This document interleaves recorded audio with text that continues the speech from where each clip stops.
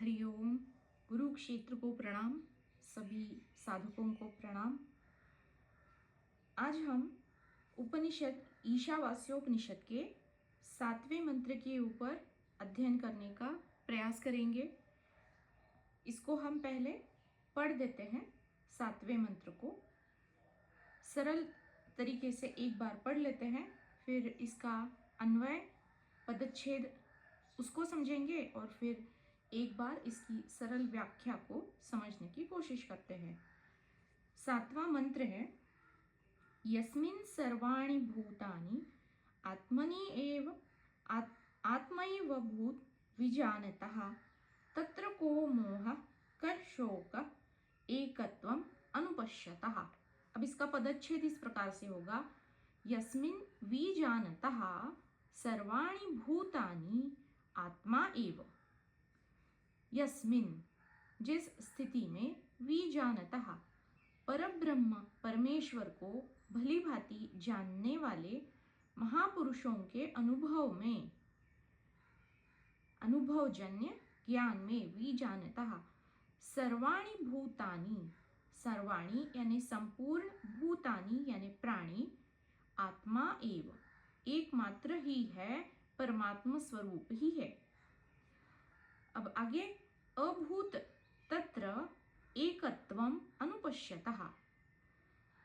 अभूत हो चुके हैं, तत्र उस अवस्था में एकत्वम एकता का या एकमात्र परमेश्वर का, अनुपश्यतः जो नित्य निरंतर साक्षात इस प्रकार से देखने वाले, साक्षी भाव में देखने वाले या इस स्थिति में रहने वाले पुरुष के लिए अगले खंड में श्रुति बता रही है कः शोक कः मोह।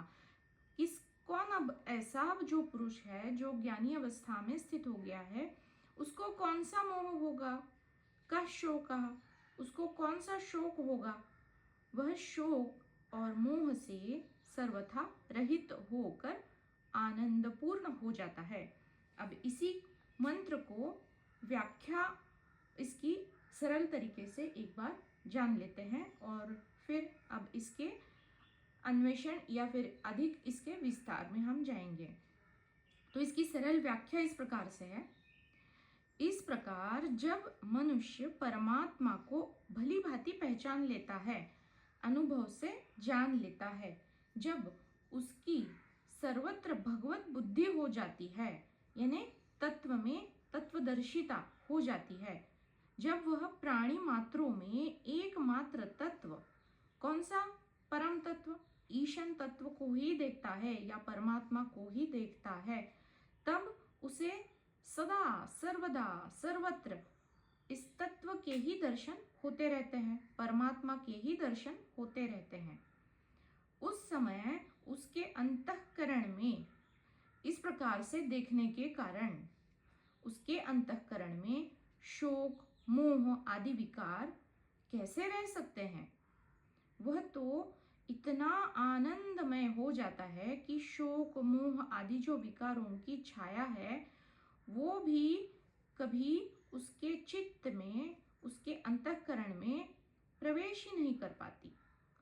लोगों के देखने में वह सब कुछ करता हुआ प्रतीत होगा, यानी वो खा रहा है, वो झगड़ा भी कर रहा है, वो यहाँ वहाँ टहल रहा है, लेकिन वस्तुतः वो अपना जो परम तत्व है या अपनी परमात्मा में ही वो विचरण या क्रीड़ाएं या लीलाएं करता है।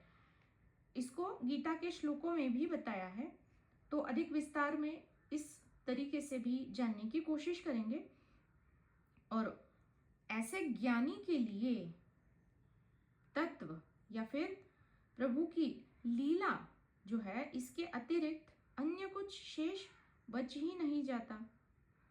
तो यहाँ पे संबंध इस प्रकार से है कि जो परम प्रभु परमात्मा परमेश्वर को जो तत्व से जानने का और सब सारी भूतों में, सारे स्थानों में, सारे कालों में देखने का फल क्या है, वो यहाँ इस मंत्र में बताया जा रहा है और इसी का विस्तार फिर आगे के मंत्र में 8वें मंत्र में यही सारी बातें अधिक विस्तार से बताई जाएंगी। तो अब यहाँ पे ये जो बताया जा रहा है, तत्र को मोह क शोकः, मतलब जो ज्ञानी पुरुष है उसके लिए मोह कहाँ से बचेगा, और जब मोह ही ना बचा तो उसके लिए शोक कहाँ से बचेगा। इसी बात को चौथे मंत्र से 8वें मंत्र तक बताने की कोशिश हो रही है। उसमें से हमने पहले 2 मंत्रों को एक बार देखा हुआ है, तो बस उसका फिर से उसका एक आवृत्ति कर लेते हैं ताकि हमें समझ में आ जाए कि धीरे धीरे हम किस ज्ञान की तरफ रुख कर रहे हैं। तो चौथा मंत्र है अनेजदेकम मनसो जवीयः नैनं देवा आपनुवन् पूर्वमर्षत् तत् धावतो अन्यान् अन्त्येति तिष्ठत् तस्मिन् अपो मातरिश्वा दधाति। तो ये तत्व के बारे में यही बात हो रही है। जो तत्वदर्शी है वो जहाँ भी जाए वो तत्व पहले से वहाँ विद्यमान है और वो मन की गति से भी तेज वहाँ से है, और ऐसा होते हुए भी वो कैसा है जिसमें कोई कंपन नहीं, जो स्थिर अचल नित्य अविनाशी है। और आपनुवन पूर्वमर्षत्, पहले से ही वहाँ पे जो पहुँचा हुआ है, और तिष्ठति, पहले से ही वहाँ पे है। अब इसी तत्व को अधिक समझाने के लिए तद एजति तन न एजति, उसमें कंपन होते हुए भी कंपन नहीं है। तद दूरे तद अंतिके, वह दूर भी है और पास भी है। तद अंतरस्य सर्वस्य, वह अंदर भी है और बाहर भी है। तदु सर्वस्यास्य बाह्यतः। और 6वें मंत्र में यानी पिछले मंत्र में भी हमने देखा कि यस्तु सर्वाणि भूतानि आत्मनि एव अनुपश्यति सर्वभूतेषु चात्मानं ततो न विजुगुप्सते। अब इस प्रकार से एक ज्ञानी पुरुष इस तत्व को इस प्रकार से जब जान जाता है और अनुपश्यति, सब जगह आत्मा को ही जो देखता है और आत्मा में ही सारे भूतों को जो देखता है, वो कैसा हो जाता है, ततो न विजुगुप्सते। अब यहाँ पे एक ज्ञानी के अगर हम लक्षणों को समझने की कोशिश करें तो अब ये ज्ञानी कैसे कैसे हो जाता है। ज्ञानी के जो सारे लक्षण जो संतों में, जो गुरु जनों में पाए जाते हैं, तो ऐसे सारे लक्षण एक साधक के भीतर दिखाई पड़ते हैं। कौन कौन से हैं? तुरंत क्षमा करना, दया करना, सब पर प्रेम करना, उसमें अब कोई ममकार है नहीं, शेष नहीं है, इसलिए वो प्रेम भी किस प्रकार से करता है, निरपेक्षता से, उसमें कोई अहंकार शेष नहीं है। अब ऐसा ज्ञानी पुरुष मिथ्या को जान रहा है, संसार की, माया की, तो वो इस माया में या इस संसार में रस ना लेते हुए वो अपनी अवस्था में खुद के स्वरूप में स्थित हो जाता है। और वो ज्ञानी कैसा है? वो आसक्ति से रहित हो जाता है, क्योंकि आसक्ति किससे है? किसी न किसी रूप में माया से है, कोई न कोई कामना है, इच्छा है, वासना है, उसी के कारण ये आसक्ति है। अब उसे कोई आसक्ति शेष नहीं बचेगी। तो ज्ञानी में अगर कोई संसारिकता की कोई इच्छा ही ना बचे, कोई अपेक्षा ही ना हो, कोई कामना ही जिसमें शेष ना बचे, क्या उसको कोई आसक्ति होगी संसार पर? नहीं होगी। तो इस प्रकार से ये ज्ञानी, उसके लिए सारा ही विश्व, सारा ही संसार एक सा हो जाता है, जिसमें कोई भेद नहीं, जिसमें कोई आपा और परका, आपा या अपना और पराया, ये भाव जिसमें बचता ही नहीं है। इस प्रकार से उसकी दृष्टि एकता में स्थिर हो जाती है, या फिर उसकी दृष्टि अभेद में स्थित हो जाती है। ऐसे ज्ञानी जन क्या कभी भी किसी का तिरस्कार, द्वेष, मत्सर घृणा, किसी से स्पर्धा करना कर पाएंगे? उनके लिए अगर कुछ शेष बचा ही नहीं है, दूसरा कोई है ही नहीं, सारा जो भी विश्व में दृश्यमान दृश्यायमान सारे जो भूत है वो उन सब में वो खुद को ही देख रहा है, तो ये सारी नकारात्मक भावनाएं बचेगी ही नहीं। इसलिए पिछले मंत्र में बताया गया ततो न विजुगुप्सते। तो अगर हम भी इस प्रकार से ये जो ज्ञानी पुरुषों के लक्षण हैं, इन ज्ञानी पुरुषों के लक्षण को अपनाने की कोशिश करेंगे। अब हम क्या करेंगे? तुरंत क्षमा कर देना, उसको अपने दिल में बिठा के नहीं रखना है, छोड़ देना, मन से छोड़ देना। किसी भी चीज को क्षमा करना, क्षमा मांग लेना, दया करना, सबके ऊपर प्रेम करना। गुरुजन क्या करते हैं? गुरुजन किसी शिष्य को भले ही डांटते हो, वो दिखने में दिखे कि उसको कुछ बुरा उसको बता रहे हैं या फिर कुछ ना कुछ गलत कोई किसी प्रकार से वो बर्ताव कर रहे हैं, लेकिन क्या असल में ऐसा होता है? नहीं होता।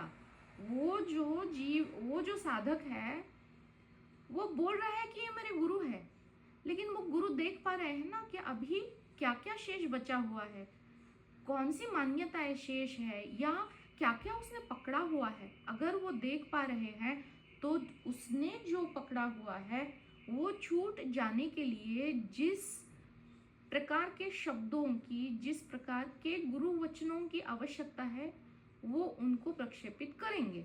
वो बोलकर कोशिश करेंगे कि शायद छूट जाए, शायद मेरे वचनों में अगर ये विश्वास रखता है, जो मैं बता रहा हूँ उसको अभी समझ में नहीं आ रहा है, उसको वो स्वीकृत भी नहीं हो रहा है, लेकिन अगर उसने मेरे वाक्यों के जैसे बताया गया है वो बर्ताव अगर हो गया उस साधक से, तो वो जो पकड़ के रखा हुआ है वो अपने आप कब छूट जाता है, उस साधक को पता ही नहीं चलता। और जब ये एक गुरु वाक्यों में ये जो उनका जो भी वाणी है वो सिद्ध हो जाती है, इसी कारण हो जाती है कि उनमें वो द्वेष भाव या उसको नीचा दिखाना ये भाव नहीं है, उसके कल्याण को वो देख रहे हैं, उसका कल्याण किसमें है। अगर हमें ये दृष्टि आ गई कि जैसे एक माँ अपने बेटे को डांटती है, तो क्या उसमें वो नकारात्मक भावना से डांटती है? कभी नहीं। उसको पता है कि अगर मैं नहीं डांटूंगी तो ये और ज्यादा शरारत करेगा, बदमाशी करेगा, या किसी को मार के या कुछ करके आएगा, तो जो आवश्यक है वो कर रही है ना।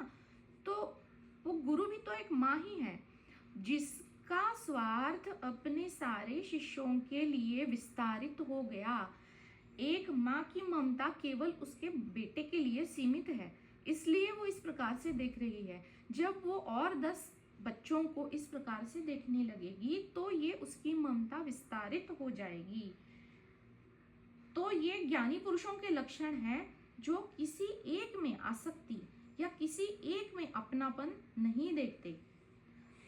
तो अब ऐसी जो ज्ञानी पुरुषों की जो दृष्टि है, वो जो जिस प्रकार से बर्ताव करते हैं द्वैत में, माया में दिखते हैं, वो किसी को डांटेंगे, किसी को गाली भी देंगे अगर जरूरत हो तो, या फिर किसी से झगड़ा भी करेंगे।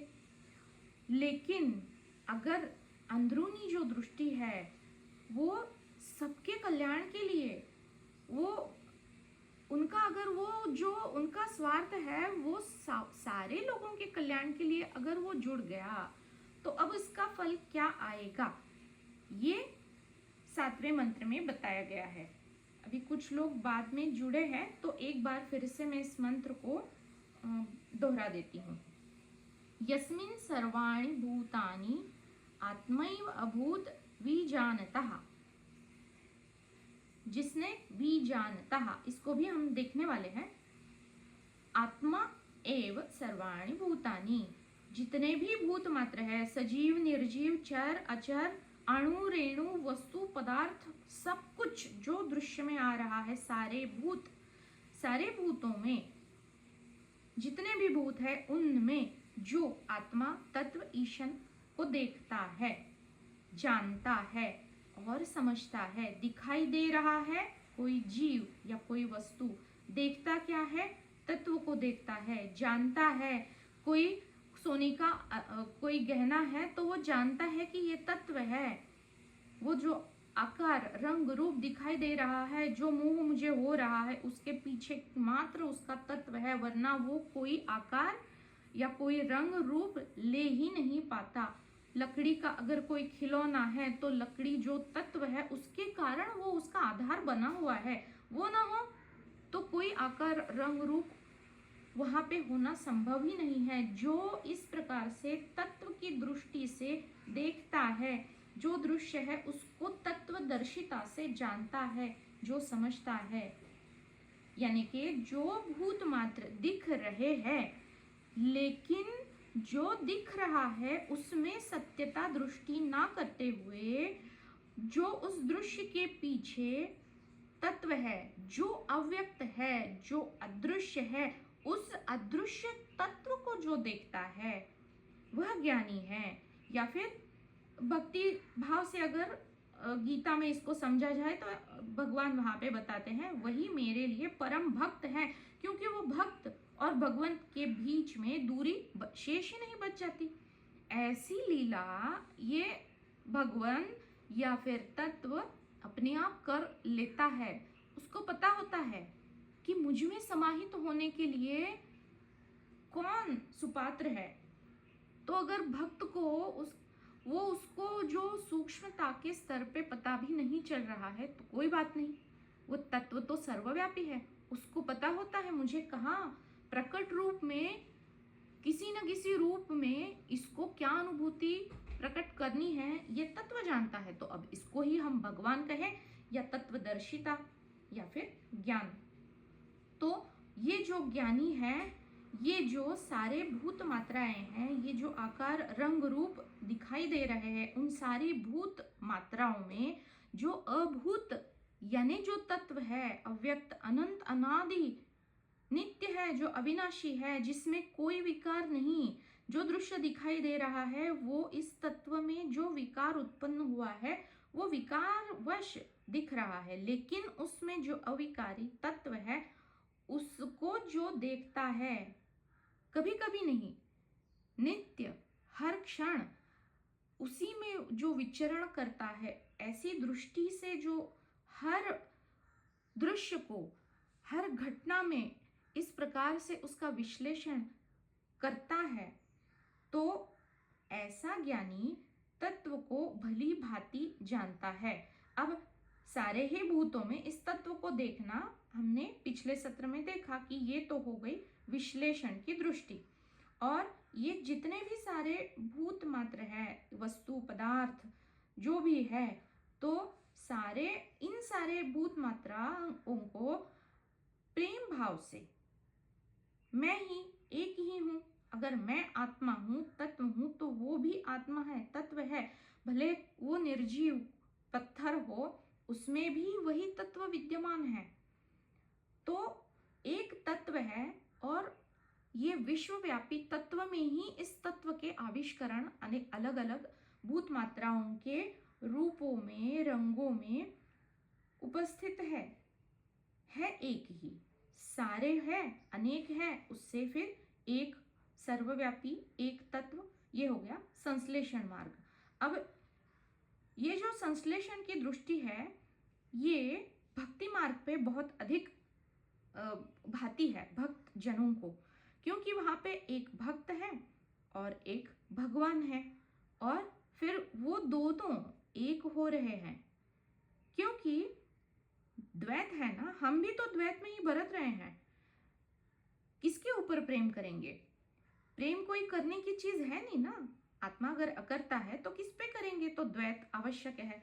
तो इसी प्रकार से ये भक्त है, ये अपना प्रेम निछावर कर रहा है, अपना समर्पण उसके चरणों में अर्पित कर रहा है। ये अर्पण करने की या भजन करने की या भजने की जो क्रिया है उसके लिए दो होना आवश्यक है ना, तो दो से वो एक हो रहा है, और ये जब घटित होता है तो जितने भी विकार है, जितनी भी वृत्तियां है जो अनावश्यक है, उनका त्याग अपने आप हो रहा होता है, अपने आप ये सारा पीछे छूट रहा होता है। लेकिन वो प्रेम भाव में वो सारे जो दूसरे जो भाव है वो कब के पीछे छूट जाते हैं वो पता ही नहीं चलता। तो इस प्रकार जो खुद में सारे जगत को और सारा जो भी मेरा जगत है, उस सारे जगत में जो सब में सारा जग मतलब जो जितने जो भी है उन सब में खुद को देखता है, तो ये हो गई व्यापक दृष्टि। अब कभी तो प्रश्न आया था कि ये दुनिया मेरे अनुसार क्यों नहीं चलती। अब इस प्रश्न में एक बहुत सूक्ष्म सा अहम है कि ये कोई तो मैं है और उसकी कोई कामना है, और उस कामना वो मतलब वो कामना शासन कर रही है और ये प्रकृति उसके अनुसार चलनी चाहिए, तो वो क्यों नहीं होता। इसका उत्तर इस मैंपना में ही छुपा हुआ है। जब ये शेष ना बचेगा तो मेरे अनुसार यानी क्या, मुझे कुछ पसंद है और कुछ नापसंद है, तो जो नापसंद है वो या फिर मेरी जो अरुचि है वो ना हो और जो मेरी रुचि है वही अनुभूति में आए, तो ये मैं में ही इस प्रश्न का उत्तर छिपा हुआ है। लेकिन तो न विजुगुप्सते, जो ज्ञानी है वो इन सब से परे हो जाता है। अब ये जो यहाँ मंत्र में यस्मिन सर्वाणि भूतानि आत्मा एव अभूत, ये जो भूत के बारे में बताया जा रहा है, तो मुझे विष्णु सहस्त्र नाम के जो स्तोत्र है उसमें से एक जो छोटा मंत्र है वो याद आ रहा था। वहां पे बता रहे हैं ओम विश्वम विष्णुर्वषट्कारम भूतकृत भूतभव्य भवत्कृतो भूतकृत भावो भूतात्मा भूत भावना। अब ये जो 7वां मंत्र है बिल्कुल यही विश्लेषण है। अगर इस भूत को समझना है और अभूत को और भूत मात्राओं को समझना है तो इस मंत्र में ये बहुत बिल्कुल ये भूत जो शब्द है सारा इसमें ही आ रहा है। ओम विश्वम विष्णु, ओम विश्वम विष्णु, ओम यानी सच्चित आनंद, विश्व यानी जो भी जगत है हमारा सारा विश्व, ये ब्रह्मांड, उसका जो कारण रूप है ये ओम है। ओम जो इस विश्व का कारण है, जो सच्चित आनंद है यानी जो सत्य है। विष्णु, ओम विश्वम विष्णु, विष्णु यानी कौन, जो सर्वव्यापी है। वषट्कार, वषट्कार यानी यज्ञ, यज्ञ किस प्रकार के होते हैं, बहुत सारे प्रकार के यज्ञ है। कर्म रूपी यज्ञ है, दान रूपी है, तप रूपी है, अन्न रूपी है, बहुत सारे यज्ञ है। तो यज्ञ में क्या करना होता है, हवन क्रिया घटती है ना, घटित होती है, तो उसी को हमने पढ़ा हुआ है त्यक्तेन भुंजी था, तो ये हो गया यज्ञ। किसी त्याग की भावना से जो शेष है उसका ग्रहण हो गया यज्ञ। भूतकृत, भूतकृत यानी ये जो भी भूत मात्राएं उत्पन्न हुए, ये उत्पन्न होने की जो वृत्ति है वो कहाँ से आ गई, रजोगुण के आश्रय से इसकी रचना हुई सारे भूत मात्राओं की, ब्रह्मांड की। भूतकृत, भूतकृत भावो। अब ये दूसरा जो भूतकृत है ये सत्वगुण के आश्रय से यही तत्व ये सारे भूतों का पालन पोषण भी करता है। यहाँ पे विष्णु सहस्त्र नाम है, इसके लिए यहाँ पे उसका जो स्थिति है बीच की पालन और पोषण का, इसको अधिक मात्रा में यहाँ पे समझाया जा रहा है। भूतकृत, भूतकृत भावो, भाव यानी जो नित्य है, जिसका कभी अभाव नहीं है, फिर भी वो स्वयंभू होने के कारण वो स्वनिर्मित होने वाला ऐसा ये तत्व है। और कैसा है, भूत आत्मा, सारे भूतों का जो आत्मा है, जो सारे भूतों के अंतर्यामी उपस्थित है। और भूत भावना, संपूर्ण भूतों की उत्पत्ति और वृद्धि करने वाला। अब लय करने वाला है वो शिव है, वो शिव के स्तोत्र में आएंगे, लेकिन उसको भी हम समझ सकते हैं कि उत्पत्ति स्थिति लय करने वाला ये जो भूत भावना और भूत भव्य भवन्नाथः, इसको मैं अगर पढ़ दूं तो ओम विश्वम विष्णुर्वशत्कारो भूतकृत भावो भूतात्मा भूत भावनः भूत भव्य भवन्नाथः। अब इसको भूत भविष्य और वर्तमान तीनों काल है ना, तो जो तीनों कालों का भवन्नाथ जो स्वामी है, ऐसा ये तत्व है, ऐसा परमात्मा है। इस तत्व को इस प्रकार से जो जानता है कि जो भी दिखाई दे रहा है उत्पत्ति स्थिति लय साफ सबके पीछे ये तत्व ही मात्र है, जिसने इन सारे दृश्यों को भूतों को अपने अंदर धारण किया हुआ है। ऐसे ज्ञानी के लिए श्रुति ने पिछले मंत्र में बताया ततो न विजुगुप्सते। इसका जब मैं अध्ययन अधिक मात्रा से मतलब किसी और पुस्तक में देख रही थी तो और एक शब्द का अर्थ मेरे सामने आया।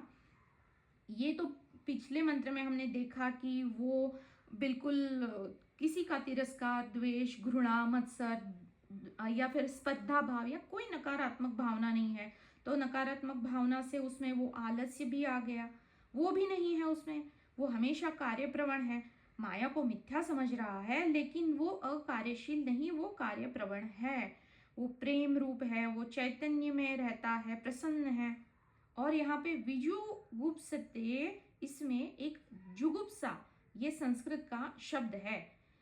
ये जो शब्द है जुगुप्सा, इसका सरल अर्थ हो जाता है खुद को अलग रखने की इच्छा। मैं भाई सबसे कोई विशेष हूँ, अलग हूँ, ये रखने की इच्छा। ततो न विजुगुप्सते, ये जिसमें ना शेष बची, मैं कोई दूसरा अलग हूँ, ये इच्छा ना शेष बची। क्योंकि जुगुप्सा में गुप धातु है, गुप यानी गुप्त, किसी या फिर किसी में अरुचि जो ना रखता हो। अब ये गुप धातु यानी अरुचि है, यानी जुगुप्सा है।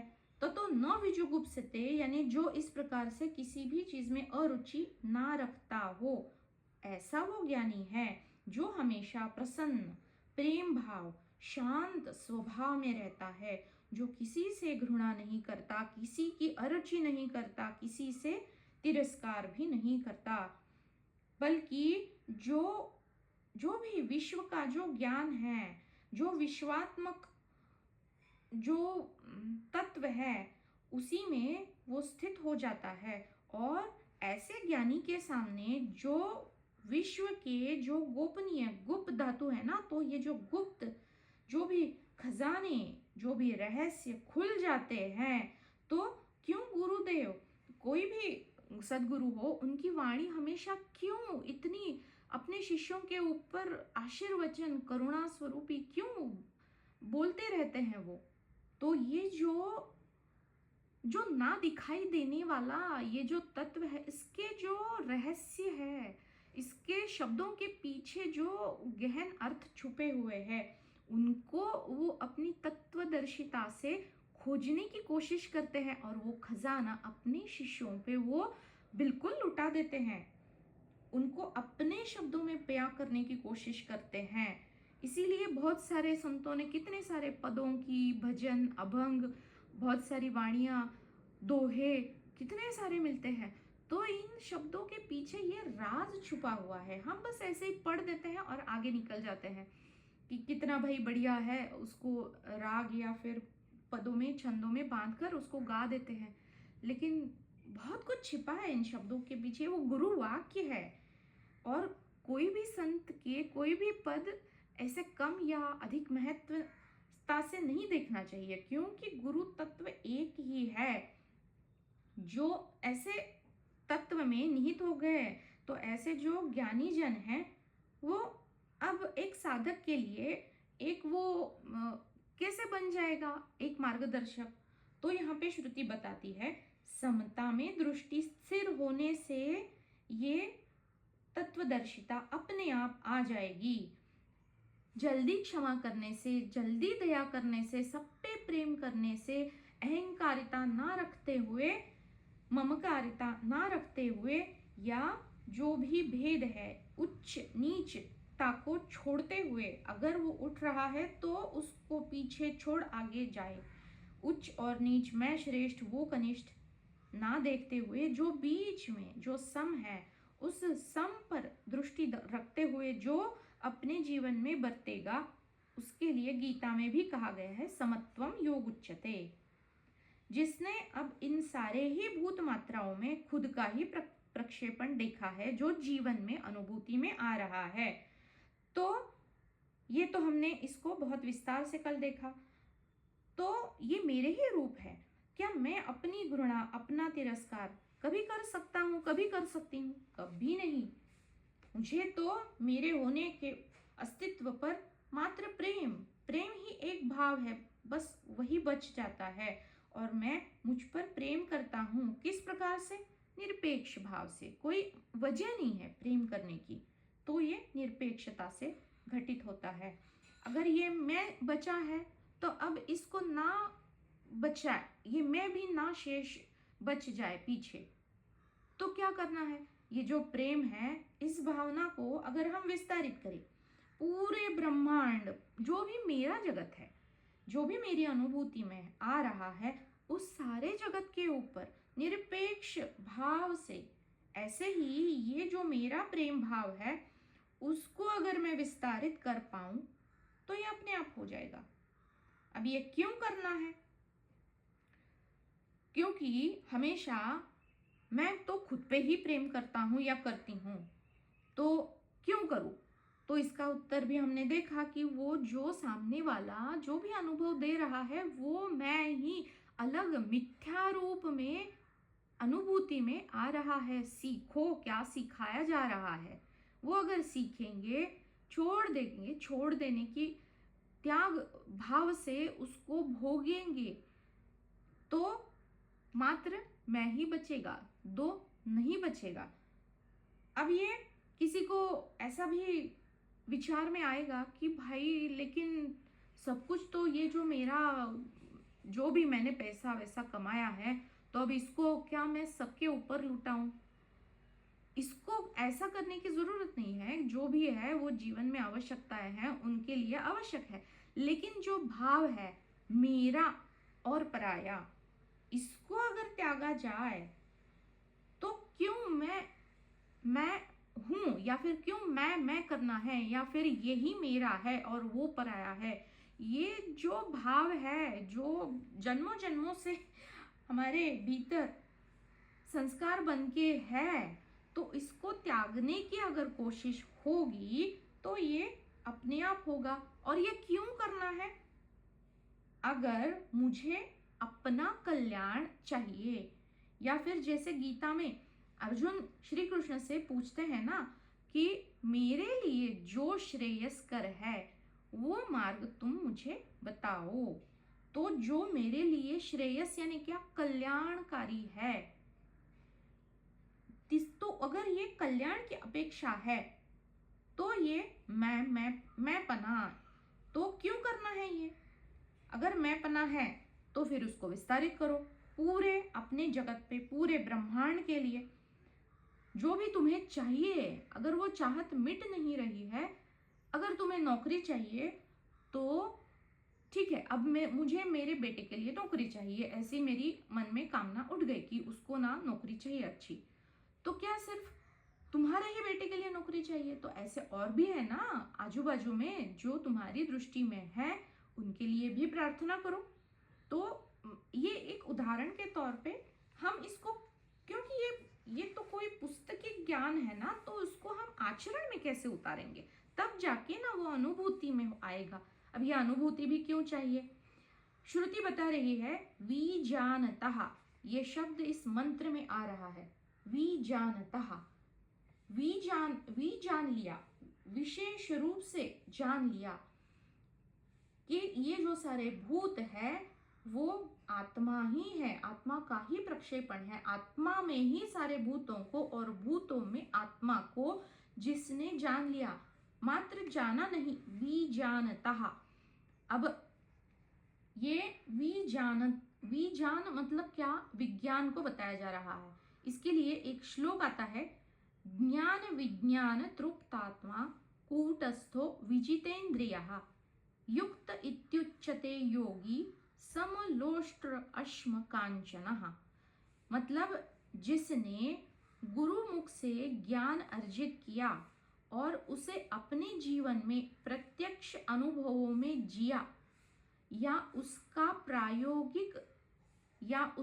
प्रयोग जीवन में उतारकर उसका साक्षात्कार किया, उसे विज्ञान कहते हैं। यानी क्या, जो बताया, एक कोई भी मंत्र ले लो जो गीता का है, उपनिषद का है, तो उसको पूरी अपनी विचार की जितनी भी क्षमता है उसको समझ लो, क्या उससे काम होगा? नहीं होगा।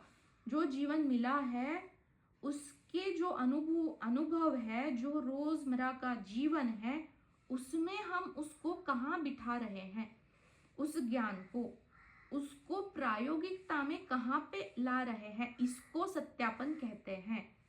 वो सत्य कब होगा? माया मिथ्या है, लेकिन सत्य को कब जाना जाता है? माया को नेति नेति करके ही सत्य को जाना जाता है ना। तो जब उसको रोज के जीवन में, मिथ्या जीवन में, माया में जब हम इसका प्रयोग करते हैं, तभी वो जो भी ज्ञान है वो शब्दों के साक्षात्कार प्रत्यक्ष रूप से, जिसको अपरोक्ष अनुभव कहते हैं, वो हमारी अनुभूति में उतर आते हैं, जिसको विज्ञान कहते हैं, विशेष रूप से ज्ञान। यानी क्या, मेरे 3 पड़ोसी हैं। एक मेरे ऊपर विशेष रूप से प्रेम करता है, दूसरा विशेष रूप से मेरी घृणा करता है, तीसरा विशेष रूप से प्रेम भाव रखता है। तो ये तीनों को मैंने विशेष रूप से जान लिया, अलग अलग करके। इसको विज्ञान में संशोधन कहते हैं। तो जब मैं इन तीनों को विशेष रूप से जानने की कोशिश करती हूँ कि ये ऐसा मुझ पे क्यों करता है, बहुत प्रेम करता है तो क्यों करता है, द्वेष करता है तो क्यों करता है, और उसको प्रेम को सुख ना समझते हुए, द्वेष को दुख ना समझते हुए, क्या मैं अपने जीवन में बरत रही हूँ, क्या मुझे वो अनुभव में उतार पा रही हूँ, ये मुझे खुद अवलोकन करना है। और ऐसा करते करते, यानी कोई भी दुख है तो वो थोड़ी ना अनंत काल तक चलेगा, वो अपनी अपनी अनुभूति देगा, फिर अगला अनुभव आएगा तो वो सुख का ही होता है दुख के बाद। लेकिन वो दुख के जो अनुभव है वो अलग श्रृंखला एक है, उसको तोड़ने के लिए आ रहे हैं। जो अनावश्यक है, पीछे छूट रहा है, अगर हमने उसको ना पकड़ के रखा मन में, तो हम आगे बढ़ते जाएंगे। और इस प्रकार से जब हम आगे बढ़ते जा रहे हैं, त्यक्तेन भुंजिता को अपना जो ये तत्व रूपी जो दृष्टि है, तत्वदर्शिता से इसको अगर हम उतार पाए, तो हम कहीं पे भी आसक्ति या फिर अटकाव में हम ना अटकते हुए बिल्कुल अपनी बहाव में आगे बढ़ते जाएंगे। और ये अगर घटित हुआ तो जो जीवन में मुझे जितने भी अनुभव हुए हैं, उन सारे अनुभवों को पाकर मुझे पूर्ण रूप से समाधान, तृप्ति, और इन सब अनुभवों को पाकर अगर मैं अब संतुष्ट हूँ पूरी रूप से, तो बस ये सारे जो जीवन के अनुभव है उनका मेरे जीवन में होना, वो पूर्णता से उसकी जो भी आवश्यकता है उसकी उपलब्धि अपने आप हो गई। तो प्रारब्ध ने अपना अपना काम कर दिया। जिस भी श्रृंखला में वो सुख और दुखों की रचना की है, तो वो किसके लिए हुई थी, वो हेतु सफल हो गया। वो जितना जल्दी होगा उतना शेष जीवन ज्ञान में बीतेगा। इस प्रकार से ये जो तृप्ति और संतुष्टि है, ये हमें इस सांसारिकता के जो मिथ्या अनुभवों से हमें कहाँ दृष्टि कर रही है? हमारी सत्य की तरफ, आत्मा की तरफ, जो कूटस्थ है, साक्षी चैतन्य है, ज्ञान विज्ञान तृप्तात्मा, ज्ञान को गुरु के मुख से जान लिया, उसको विज्ञान में अपने जीवन में उतारा, फिर तृप्त, ज्ञान विज्ञान तृप्त आत्मा। अब ये तृप्ति से हम कहाँ जा रहे हैं? आत्मा की तरफ, सत्य की तरफ। कूटस्थो विजितेंद्रिय, अब जान लिया जो भी माया में है वो कोई भी स्थायी नहीं है अनुभव। तो विजितेंद्रिया, तो इंद्रियों को संयमित कर लिया, उनको अपने वश में कर कर दृष्टि कहाँ पे कर ली? कूटस्थ साक्षी चैतन्य के ऊपर स्थित कर दी। हमेशा उसी के तरफ स्थिरता है, उसमें ही मात्र दृष्टि करना है। तो ये जो मिथ्या जीवन है उसकी उपयोगिता पूरी पूरी सफल हो गई, इसलिए वो ज्ञान में स्थित हो जाता है जो भी ज्ञानी है वो। क्यों? क्योंकि अब उसकी कोई कामनाएं शेष ही नहीं बची। जो जीवन है उसको पूरी तरह उसने जी लिया, जो भी अनुभव है उसने सीख लिया, उसके पीछे जो राज है, वो अनुभवों के पीछे के राज को, विजुगुप्सा, वो जो गुप्त धातु है, उस गुप्त रहस्य को, गुरु वचनों को बार बार दोहरा कर मनन से अपने जीवन में उसको सत्यापित कर लिया, और अब कोई रुचि ही ना बची, उसकी कोई कामना ही नहीं बची माया के लिए। तो अब दृष्टि कहाँ पे होगी? जो दिखाई नहीं दे रहा है लेकिन जो सत्य है। ज्ञान से तो जान लिया है ना, गुरुवाणी से, गुरुमुख से जान लिया है। तो इस प्रकार से जिस साधक ने संसार से मुख मोड़ लिया तो क्या हो गया? उसको विरक्ति छा गई उसके जीवन में। उसके लिए अब सब बराबर हो गया। सुख भी ठीक है, कोई बात नहीं, दुख भी है, ठीक है, कोई बात नहीं, सब कुछ तो देह से ही जुड़ा हुआ है ना। अगर मैं देह ही नहीं हूं, देह की खूंटी ही उखड़ गई है, तो जो भी है प्रारब्धवश ठीक है, अच्छा है, चलने दो। अब ऐसे ज्ञानी के लिए एक पत्थर, एक बड़ा सा पत्थर, शिला या पर्वत हो या फिर चाहे सोना हो, सब कुछ उसके लिए एक समान हो जाता है। यही ये श्लोक में सम हो गया। लोष्ट्र, अश्म, कांचन, ये तीनों उसके दृष्टि में बराबर हो गए। सुख हो, दुख हो, यश हो, अपयश हो। और इसको एक बार फिर से पढ़ देती हूँ। ज्ञान विज्ञान तृप्तात्मा कूटस्थो विजितेंद्रियः युक्त इत्युच्यते योगी।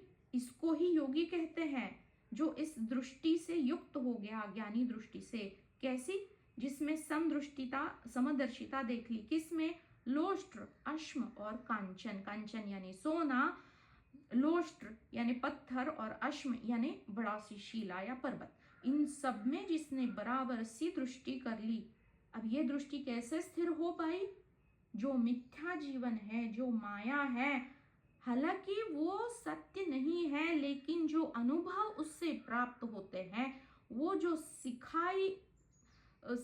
सिखाने के लिए जो उसकी एक श्रृंखला बनी हुई है जीवन बनकर, उससे ये जो अहम, ये जो मैं है, वो क्या सीखता है? वो बहुत मायने रखता है। विजानतः, जो मंत्र में बताया जा रहा है 7वें मंत्र में, विजानतः यानी विज्ञान। जैसे विज्ञान का आविष्कार कहा जाता है ना, ये आविष्कार कहाँ पे उसको बनाते कहाँ पे है? प्रयोगशाला होती है, उसके लिए लैबोरेटरी होती है, उसमें कोई नया आविष्कार बनता है ना कभी कोई एक्सीडेंटली कुछ ना कुछ नई खोज अपने आप उभर आती है। तो इसको हम पढ़ते हैं फिर विज्ञान की पुस्तक में, जिसको हम ज्ञान कहते हैं।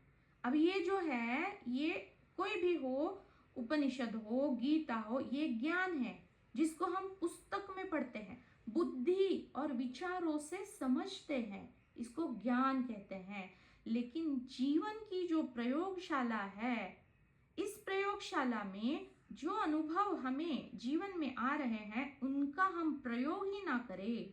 जो ज्ञान हमें प्राप्त हुआ है, उस ज्ञान से हर एक अनुभव को हम जोड़े ही ना, आंखें मूंद के बस एक पत्थर की तरह जी रहे हैं और बस यहाँ पे मुखोद्गत किया हुआ है बहुत सारे गीता के श्लोकों को। आपको कौन सा श्लोक चाहिए बस मैं अब भी बता देता हूँ। क्या फायदा अगर उसको जीवन में ना उतार पाए। ऐसे ज्ञान का, ऐसे पुस्तकी पंडिती ज्ञान का कोई फायदा नहीं। वो अगर प्रयोग में ही ना लाया जाए तो वो विशिष्ट ज्ञान मेरे लिए कभी नहीं बनेगा, जिसे विज्ञान कहते हैं। श्रुति यहाँ मंत्र में बता रही है विजानतः, सीधा साधा नहीं, जिसने उसको विशेष रूप से जान लिया अपने लिए, अपने जीवन रूपी पाठ्यक्रम जो है, अपनी जीवन रूपी जो पुस्तक है, उसके हर पृष्ठ पे रोज एक नया दिन निकल रहा है, कुछ ना कुछ अनुभूतियां नए से मुझे मिल रही है। तो जो छूटा, क्या वो मन से छूटा है? जो भूत जो गुजरा हुआ है, क्या वो मन से गुजरा? वो तो गुजर गया। इसको हमें अवलोकन करना है। जो वेदों और उपनिषदों में, जो गीता में जो बताया जा रहा है, वो सारा ज्ञान मार्ग है। उसको हमने कार्यक्रम कर लिया, लेकिन क्या उसको अपने जीवन में हम सत्यापन कर पा रहे हैं? वो क्या 20 दिन का है या जितना हम पढ़ेंगे उसके लिए है? अगर उसको हमने विशेष रूप से अपने जीवन में ना जाना तो हम विजानता हुए ही नहीं। तो जितने भी चौथे मंत्र से 7वें मंत्र तक जो हमने श्लोक देखे, आज के सत्र में जो बाद में जुड़े हैं एक बार फिर से देख लीजिएगा। इसको मैंने सबसे पहले ही ये आत्मा को किस प्रकार से बताया जा रहा है और हमारी अनुभूति में क्या सारा वो आ रहा है, एक बार इसका फिर से हमें रिवीजन करना है। तो आप वहां पे जाके फिर से देख लीजिएगा जब ये अपलोड होगा। तो उसको विज्ञान में उतारने के लिए अपनी जीवन रूपी पुस्तक में जो सीख मुझे ये जीवन सिखाने की कोशिश कर रहा है, एक जीवन यानी क्या है मेरे लिए? एक प्रयोगशाला है ना। मुझे बहुत सारे जीव मेरे आजू बाजू में मिले हैं, उनके ऊपर क्यों ना मैं प्रयोग करूं प्रेम से। अगर इसका इस्तेमाल किया ही नहीं तो ये विशेष रूप से जानना होगा ही नहीं। और ये विज्ञान से इसको जानना है, ना कि केवल शब्दों से जानना है। जिसने इसको अपने जीवन में अनुभव में उतारा उसको श्रुति कह रही है कि विजानता, उसको ज्ञानी कह रही। ज्ञानी वो कहलाएगा जो अनुभव से ज्ञानी होगा।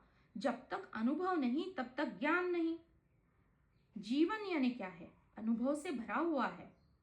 पता है सारे अनुभव मिथ्या है, लेकिन उसी से ज्ञान पक्का होता है। जब हम 1 नहीं 2 नहीं 3 नहीं 10 बार जब हम दुखी होते हैं एक ही चीज से, तब जाके हम सीखते हैं ना कि भाई मैं दुख नहीं हूं, मैं क्यों मुझको दुखी कर रहा हूं, ये जो बाहरी जो है वो क्यों मेरे ऊपर क्यों हावी हो रहा है। मैं फिर भी परिस्थितियां वैसी ही रहेंगी, लेकिन मैं दुखी नहीं रहूंगा, ये मेरा चॉइस है। मैं उनसे अलग हूं, ये निर्णय हो गया है।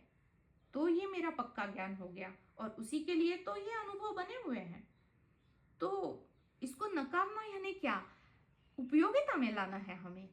अगर हम कभी भूल जाते हैं तो फिर से वही अनुभव अलग रूप से सामने आएगा और तब जाके हमें पता चलेगा कि हाँ गलती हो गई, चलो सुधार लेते हैं, कोई बात नहीं, हो गई तो हो गई।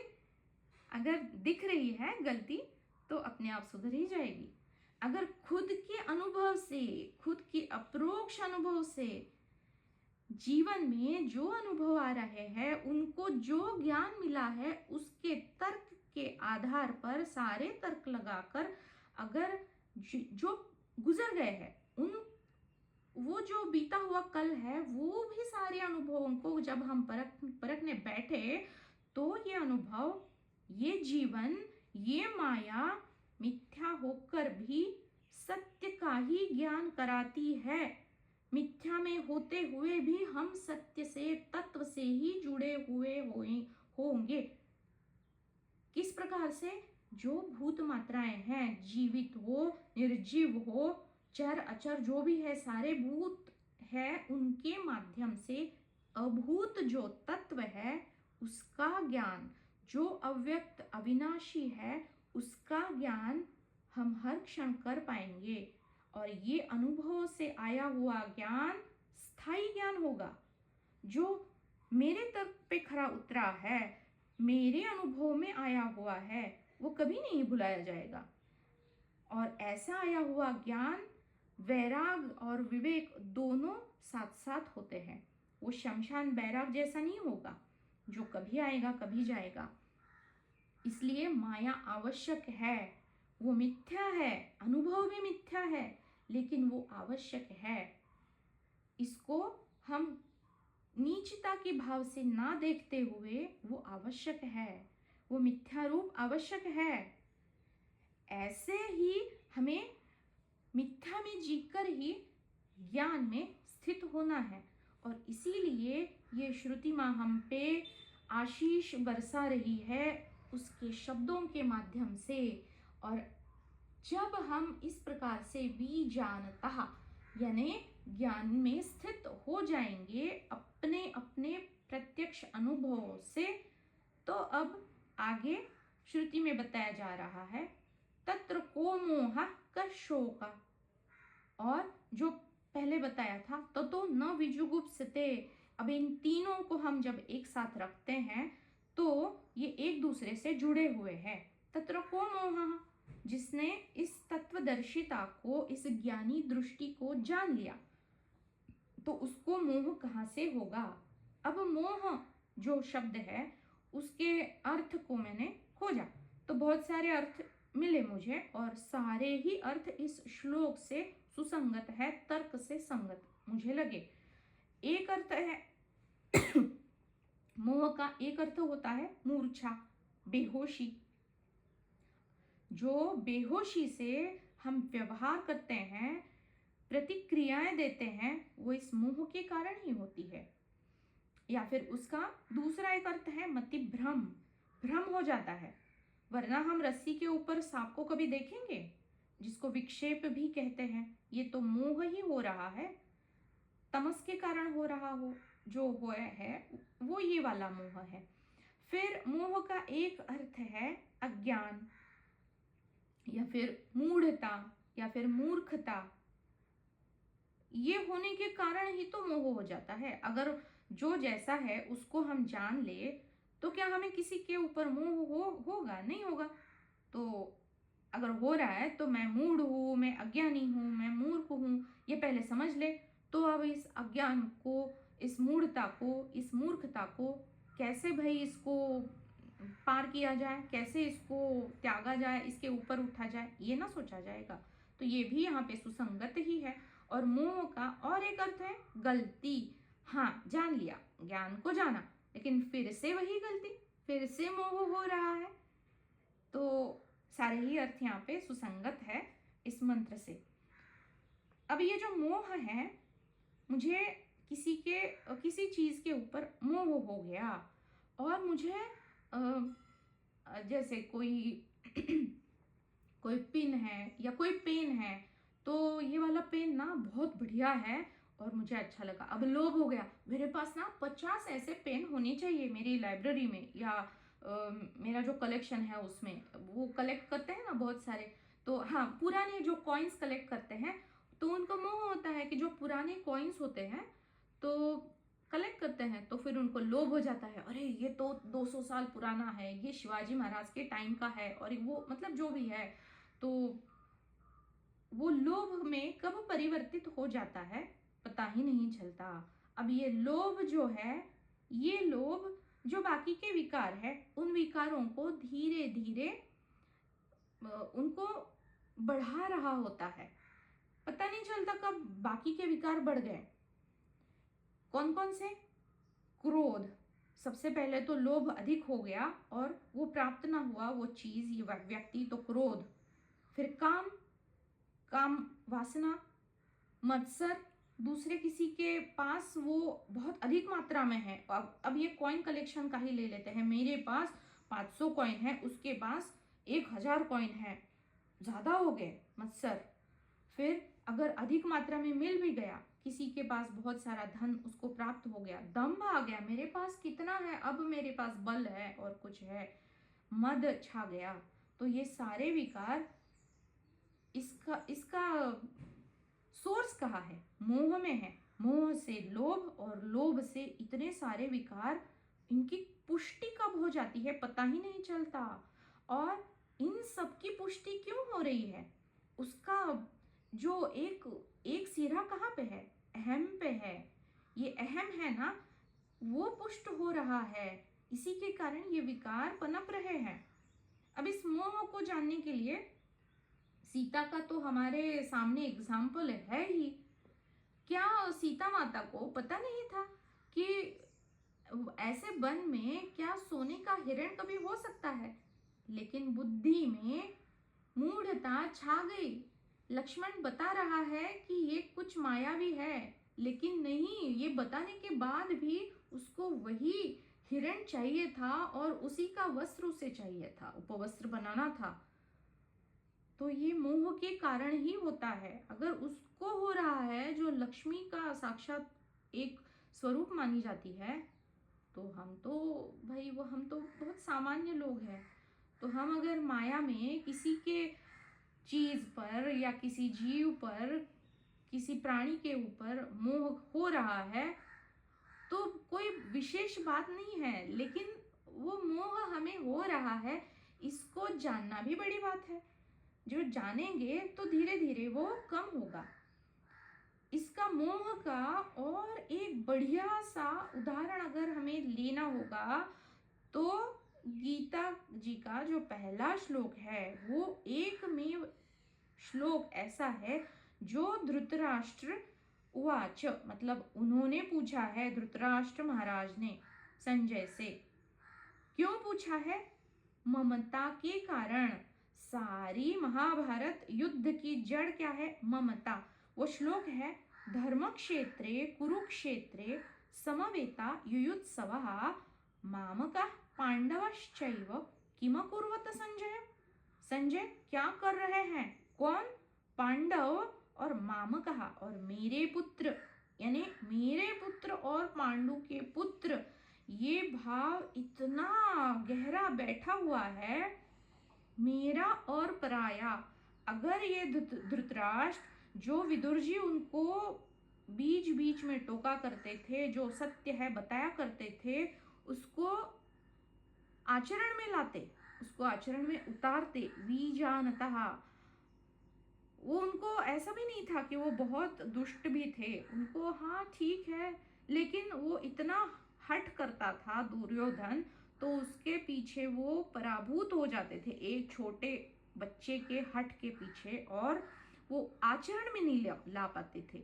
अच्छा क्या है, बुरा क्या है, कैसे बर्ताव करना चाहिए, उनको भी तो बताने वाला था, विदुर जी थे। लेकिन मोह ममता के कारण वो आचरण में नहीं ले पा रहे थे, ला पा रहे थे उन सारे नीति वाक्यों को, तत्व ज्ञान को। हमारे जीवन में भी ऐसा ही होता है, हमें पता होता है लेकिन हम उतार नहीं पाते, उस ज्ञान को हमारे जीवन में उतार नहीं पाते। अगर ये जो गलती है वो दिख रही है, तो दिखने में ही बहुत बड़ी बात है। दिख जाए तो धीरे धीरे कम हो जाती है। यकायक एक दिन अचानक से ये गायब होने वाली चीजें है नहीं। जन्मों जन्मों से संस्कार पड़े हुए हैं चित्त पे, और अनंत जन्मों से यात्रा घटित हो रही है, तो धीरे धीरे होगा, लेकिन होगा जरूर। इसके निधिध्यासन में, ज्ञान में अवस्थित होने के लिए इसको बार बार इसको दोहराते रहने का बहुत लाभ है। तो ये लोभ और मोह का और एक एग्जाम्पल, जो रामायण और महाभारत, ये ना हमारे महाकाव्य है, जो जीवन कैसा जीना है और जीवन कैसा नहीं जीना है, इसके लिए इतने सारे प्रसंग एक कथा के रूप में हमारे सामने हैं कि हमारे जीवन में जो कुछ भी घटित हो रहा है, उसको हम इस रामायण से, इस महाभारत में से जो कोई सा भी एक छोटा प्रसंग है, वो पहले घटित हो चुका है, वहां पे क्या गलतियां हुई है और मुझे क्या गलती नहीं करनी चाहिए, ये सिखाने के लिए ये सारे महाकाव्य रचे गए हैं व्यास जी के द्वारा, जिनको जगत गुरु, गुरु श्रेष्ठ, उन्हीं के जो उन्हीं का जो ये है व्यास पूर्णिमा के नाम से वो जानी जाती है, गुरु पूर्णिमा। तो वो गुरु तत्व है, तो इसी के कारण है जो सब कुछ सामने रखा हुआ है, बस उसको हमने देखना है कि वहां पे क्या घटित हुआ था और यहाँ पे क्या घटित हो रहा है। कहीं वही गलती दोहरा तो नहीं रहे हैं हम, अगर दोहरा रहे तो उसको कैसे सुधारे। ये टोकना, हर क्षण टोकना, हर क्षण अवलोकन खुद का ही खुद करना बहुत आवश्यक है। अगर ये ना करे तो रामायण का जो किरदार है रावण, ये इतना, वो बहुत धर्म से आचरण करता था, बहुत तप था उसमें, बहुत उसको लोग मानते थे, उसकी स्वर्णमयी लंका थी, साक्षात सारे ही ग्रहों को उसने खुद के सिंहासन के नीचे पैरों के तले उसको दबोच के रखा हुआ था। इतना बड़ा बल था, ब्राह्मण था, शिव भगवान की स्तुति, मतलब उसका ये जो है वो पराकोटि की उसकी भक्ति थी। लेकिन एकमात्र मोह, सीता का मोह, उसके अहम को ले डूबा। तो ये जो मोह है वो काम भावना से जब उपस्थित हो जाता है तो वो हमेशा विवेक के साथ नहीं आता। जहाँ पे उसके साथ विवेक है वो गलत आचरण नहीं करने देगा, लेकिन अगर वो आचरण में गलती हो गई तो फिर दंभ और अहंकार, जो रावण के जीवन में घटित हुआ, उसको मोह हुआ, काम उपजा, फिर दंभ हुआ, खुद का जो उसकी जो बलशाली थी, मैं इतना बलशाली हूँ, क्या कर पाएगा वो राम, और ये अहम ही उसको ले डूबा। इसलिए गीता में बताया जाता है अहंकार विमूढ़ात्मा, ये जो विमूढ़ता है इसको ही मोह बताया जा रहा है। अहंकार विमूढ़ात्मा कर्ताहम इति मन्यते, ये मोह, ये अज्ञान जो है, ये जो विमूढ़ आत्मा के ऊपर ये जो आवरण बन के छा जाता है, उसके कारण ये अहम कब अंदर से, वो कभी मरता नहीं है वो कब सिर अपना ऊपर कर लेता है और कब करते पना, मैं पना कब पनप जाता है पता नहीं चलता। इसलिए ये अहंकार से मोहित होकर फिर सारी गलतियां घटित होती है। और इसके लिए कुछ मैंने गीता के श्लोकों को थोड़ा सा ये किया था, लेकिन आज तो वक्त हो चला है, उसको 5-10 मिनट में हम अगले सत्र में एक बार देखते हैं, क्योंकि ये जो मोह है और ये जो शोक है ये एक दूसरे के ऊपर निर्भर है। तो थोड़ा सा इसका एक बार पुनरावलोकन हम अगले सत्र में ज़रूर देखते हैं, क्योंकि गीता जी के श्लोकों में इसको बहुत बढ़िया तरीके से समझाया जा रहा है। और अगर ये शोक और मोह होकर भी हमारे जीवन में ना शेष बचे, तो यहाँ मंत्र में श्रुति बता रही है विजानता, ये जो ज्ञानी है जिसने अपने अनुभवों से, अप्रोक्ष अनुभूति से ये ज्ञान को स्थापित किया है, ऐसी अवस्था में हम सिंपल से साधक जन है, उस अवस्था में खुद को ला सकते हैं। तो उसके लिए ये शोक और मोह को अधिक गहरा अध्ययन करना आवश्यक है। इसलिए इसके ऊपर थोड़ा विचार हम अगले सत्र में करते हैं, और आज का समापन फिर पूर्णमदा से यहीं पे करते हैं। ओम पूर्णमदः पूर्णमिदं पूर्णात् पूर्णमुदच्यते पूर्णस्य पूर्णमादाय पूर्णमेवावशिष्यते। ओम शांति शांति शांति।